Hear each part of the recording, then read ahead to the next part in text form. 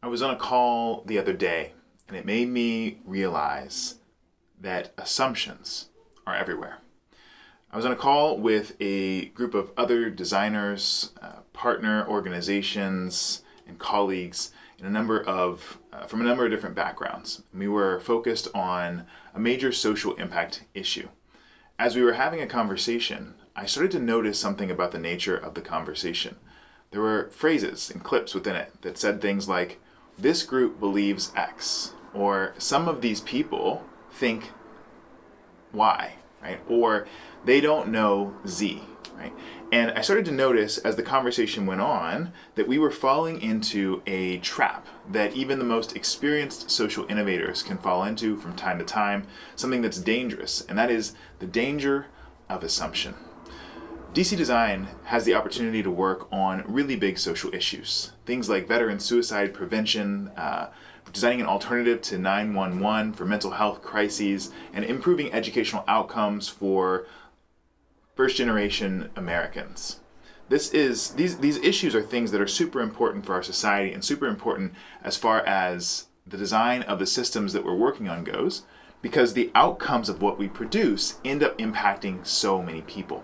But as I sat in this room and I reflected back afterward on other rooms that I've sat in before, I realized that in doing the work that we're doing, there's a really powerful and important role that we play as social innovators in making sure that the danger of assumption doesn't end up manifesting as a bias or a problem within the design itself of what we're creating, and that it's something that we check as we move forward through our process. And so I wanted to make this video for you so that you, as a social innovator, as a social entrepreneur or creator of some sort, can recognize when assumption is taking hold within a conversation, and you can know how to do something about it.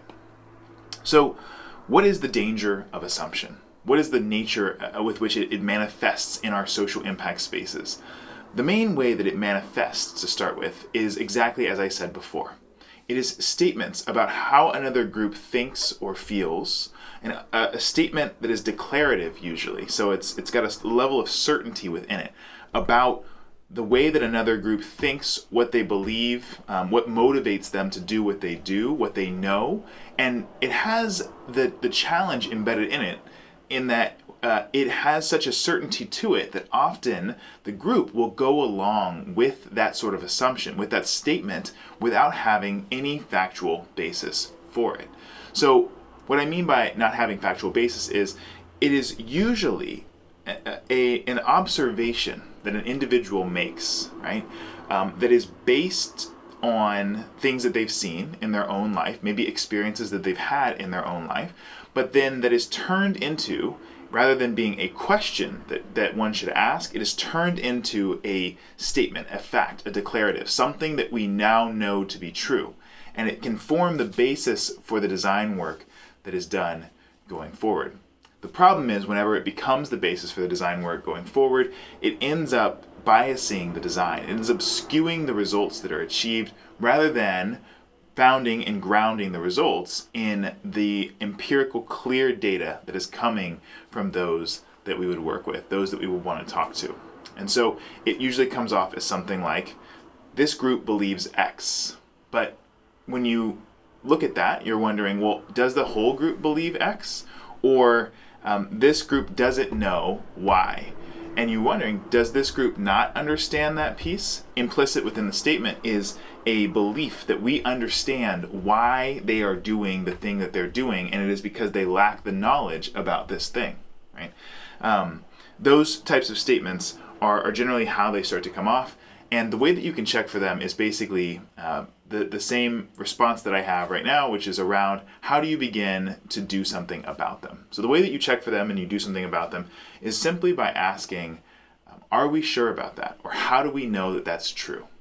And you don't have to ask it necessarily in the moment, but if you're in a position to be able to conduct the design work, to actually go out and create what's being created in the first place, or what's going to be created that impacts other people, then you should be in a position to search for proof that the statement that's being made is true by asking people whether it is true or not.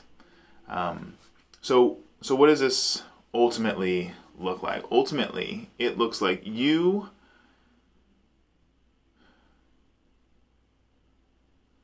asking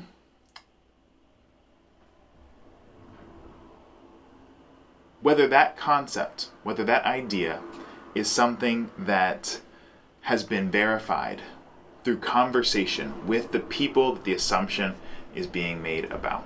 So if we are talking about teachers, and we say, teachers don't know the language needs of their kids, the question is, has that been verified through conversation with teachers? Can you find or produce a quote or several quotes that prove that point, that demonstrate that that thing is true?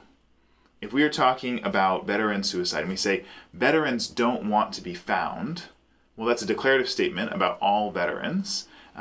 It's probably not true for all veterans, but can we then make that more nuanced by asking and talking with veterans to say, instead, we have a quote that says, I didn't want the VA to find me, or I want nothing to do with that organization, so I've removed my name and information from all these files.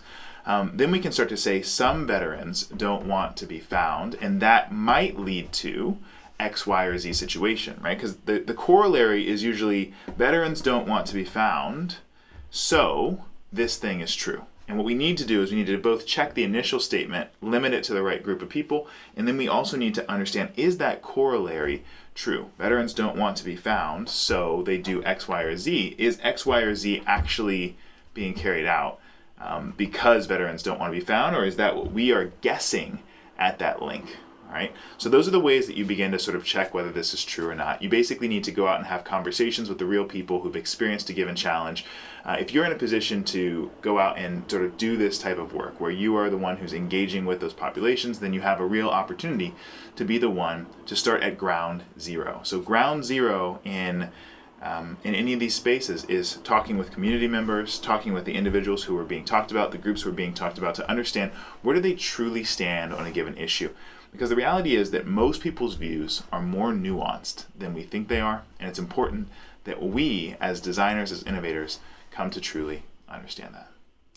All right, so that is the danger of assumption. It bakes its way into our bias, it bakes its way into our designs, it creates a bias in what we want to create and what we end up creating, and it'll lead to us creating solutions that are inaccurate, that are based on half-truths or partial truths that will end up not serving the people that we want to serve as well as they could. And then we'll be later on talking about how X group or Y group failed to implement our process or procedure because of insert other assumption, rather than understanding exactly why they would or would not support the provisions that are being put forward in the first place.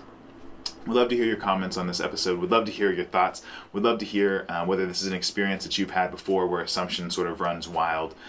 And I will be back tomorrow with another episode of Social Impact Live.